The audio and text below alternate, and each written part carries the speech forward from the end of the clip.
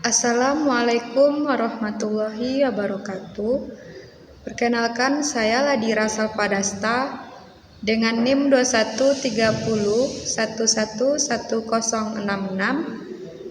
Saya mahasiswa dari UIN Mahmud Yunus Batu Sangkar dari jurusan Pendidikan Guru Madrasah Ibtidaiyah. Kali ini saya akan membahas materi tentang landasan dan prinsip pembelajaran tematik. Materi yang akan dibahas itu adalah yang pertama, landasan pembelajaran tematik, yang kedua, ciri-ciri pembelajaran tematik, yang ketiga, prinsip-prinsip pembelajaran tematik, dan yang keempat, kelebihan dan kelemahan.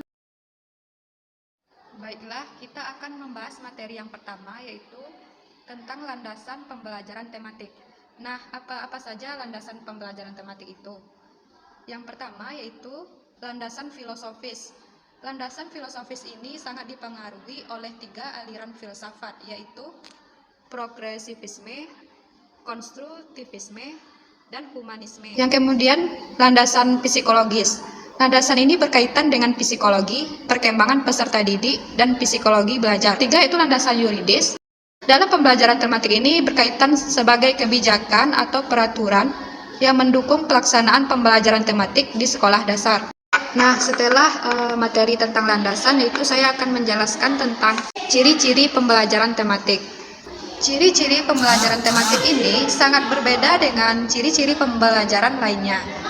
Menurut Firdaus tahun 2005, ciri-ciri pembelajaran tematik itu sebagai berikut. Yang pertama itu ciri-cirinya aktif dan berpusat pada murid, di mana pembelajaran itu sesuai dengan pendekatan belajar yang modern, yang lebih banyak menempatkan murid sebagai subjek belajar, sedangkan guru lebih banyak berperan sebagai fasilitator. Yang kemudian yang kedua yaitu memberikan pengalaman langsung. Pembelajaran tematik ini dapat memberikan pengalaman langsung kepada murid sesuai dengan nyata sebagai dasar untuk memahami hal-hal yang lebih abstrak. Dan yang ketiga yaitu ciri-cirinya, misahan mata pelajarannya itu tidak begitu jelas.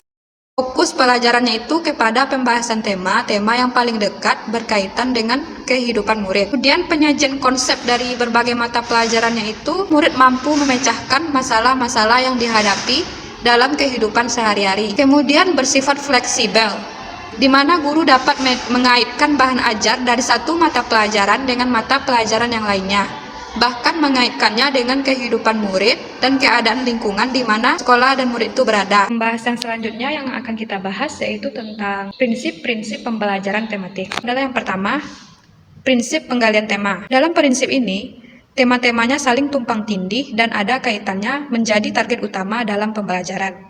Yang kedua yaitu prinsip pengelolaan pembelajaran, di mana yaitu guru mampu menempatkan dirinya dalam keseluruhan proses. Artinya, guru harus mampu menempatkan diri sebagai fasilitator dalam proses pembelajaran. Kemudian prinsip evaluasi. Pada dasarnya yaitu menjadi fokus dalam setiap kegiatan. Bagaimana suatu kerja dapat diketahui hasilnya apabila tidak dilakukan evaluasi. Kemudian prinsip reaksi. Prinsip reaksi ini secara sadar belum tersentuh oleh guru dalam kegiatan belajar mengajar. Artinya guru harus bereaksi terhadap aksi siswa dalam semua peristiwa, serta tidak mengarahkan aspek yang sempit melainkan ke suatu kesatuan yang utuh dan bermakna. Selanjutnya kita akan membahas tentang kelebihan. Yang pertama yaitu menyenangkan, karena berangkat dari minat dan kebutuhan peserta didik. Kedua, memberikan pengalaman dan kegiatan belajar mengajar yang relevan sesuai dengan tingkat perkembangan peserta didik dan kebutuhannya. Kemudian hasil belajar itu bertahan lama karena lebih berkesan dan bermakna.